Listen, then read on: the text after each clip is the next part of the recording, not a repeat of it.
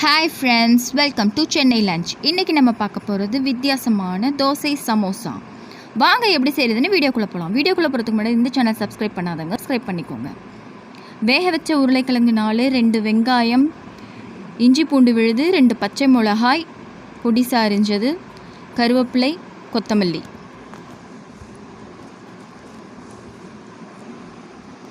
ரெண்டு முட்டை, bread crumbs 4, மைதா மாவு, தோசை மாவு கொஞ்சம் எடுத்துக்கோங்க.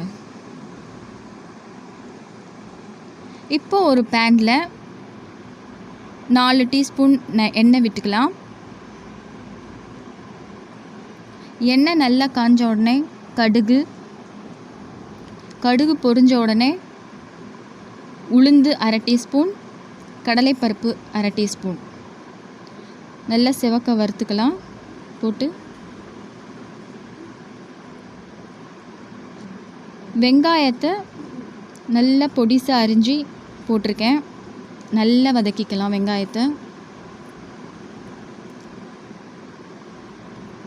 வெங்காயம் நல்லா வதங்கினதுக்கப்புறம் இஞ்சி பூண்டு விழுது சேர்க்கணும். இஞ்சி பூண்டு சேர்த்து பச்சை வாசனை போகிற அளவுக்கு நல்லா வதக்கிக்கோங்க. இப்போ பச்சை மிளகாய் சேர்த்துடலாம். காரத்துக்கு ஏற்ற மாதிரி நீங்கள் சேர்த்துக்கோங்க. தேவையான அளவு உப்பு போட்டுக்கோங்க. இப்போ 1/4 டீஸ்பூன் மஞ்சத்தூள், 1/4 டீஸ்பூன் மிளகாய்த்தூள். காரம் அந்த அளவுக்கு இருக்காது, நீங்கள் வேணும்னா காரம் போட்டுக்கோங்க.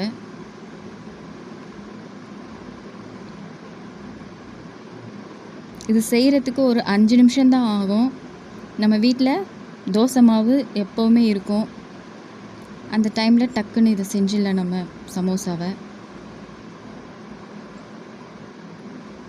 இப்போ வேக வச்சு மசிச்சு வச்ச உருளைக்கிழங்கு சேர்த்து நல்லா பெரட்டிக்கலாம்.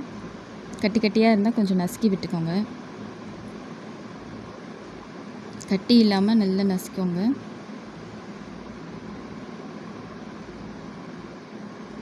கரண்டியாலே நான் மசிச்சுக்கிறேன்.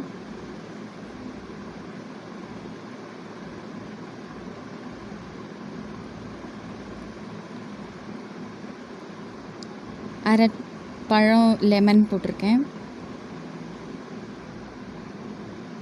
உங்களுக்கு வேணான்னா ஸ்கிப் பண்ணிடலாம். இப்போ கொத்தமல்லி போட்டு அடுப்பு ஆஃப் பண்ணிடலாம். இப்போ ஒரு தோசை ஊற்றிடலாம். நம்ம சமோசாவுக்கு ரெடி பண்ணிடலாம் தோசையை. சாதாரணமாக தோசை ஊற்றுற மாதிரி ஊற்றிடுங்க.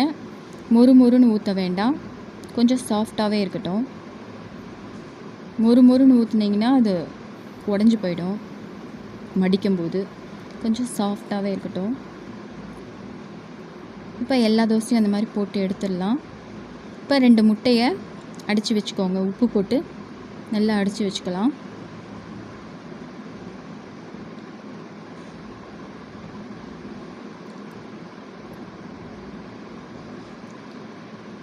இப்போது சமோசா மடிக்கிற மாதிரியே நம்ம மடிக்கணும். இப்போ ஓரங்களில் மைதா மாவு தண்ணி கலந்து பேஸ்ட் மாதிரி வச்சுருக்கேன்.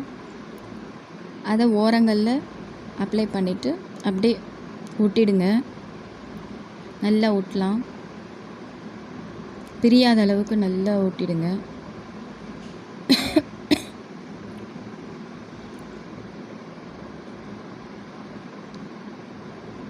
இப்போ மசாலாவை அது உள்ள ஸ்டஃப் பண்ணிடலாம். எவ்வளோ தேவையோ அந்த அளவுக்கு போட்டுக்கோங்க. இப்போ ஓரங்கள்லேயும் அதே மாதிரி மைதா மாவு பேஸ்ட்டு போட்டு ஒட்டி வச்சிடலாம், பிரியாத அளவுக்கு. இல்லைன்னா எண்ணெயில் போட்டு அப்படியே பிரிஞ்சு வந்துடும். நல்ல ஓரங்களில் நல்லா ஒட்டிக்கலாம். இந்த மாதிரி எல்லா சமோசாவையும் போட்டு எடுத்து வச்சுக்கலாம். இப்போ மைதா மாவில் அந்த சமோசாவை பெரட்டி எடுத்துக்கலாம். முட்டையில் நனைச்சிக்கோங்க. உங்களுக்கு முட்டை வேண்டாம் அப்படின்னா மைதா மாவையே தண்ணி கலந்து அதுலேயும் நனைச்சி இந்த மாதிரி பிரெட் க்ரம்ஸில் பெரட்டி எடுத்துக்கலாம். இப்போ பிரெட் க்ரம்ஸில் நல்லா பெரட்டி எடுத்துக்கோங்க. இந்த மாதிரி எல்லா சமோசாவையும் போட்டு எடுத்துக்கலாம். இப்போ எண்ணெய் காஞ்ச உடனே சமோசாவை போட்டு எடுத்துடலாம். ஒரு சமோசாவை போட்டு எடுத்துடலாம். ரொம்ப சிம்பிளான வேலை, ஒரு 10 நிமிஷத்தில் வேலை முடிஞ்சிடும். நம்ம உருளைக்கிழங்கு மசாலா எப்படி ரெடி பண்ணுவோமோ அதே மாதிரி ரெடி பண்ணிவிட்டு, உருளைக்கிழங்கு வேணான்னா வெறும் வெங்காயம் மட்டும் நீங்கள் போட்டுக்கலாம். இந்த மாதிரி எல்லா சமோசாவையும் போட்டு எடுத்துடலாம். நீங்களும் வீட்டில் இந்த மாதிரி ட்ரை பண்ணி பாருங்கள் தோசை சமோசாவை. இந்த வீடியோ உங்களுக்கு பிடிச்சிருந்தால் லைக் பண்ணுங்கள், ஷேர் பண்ணுங்கள், சப்ஸ்கிரைப் பண்ணுங்கள்.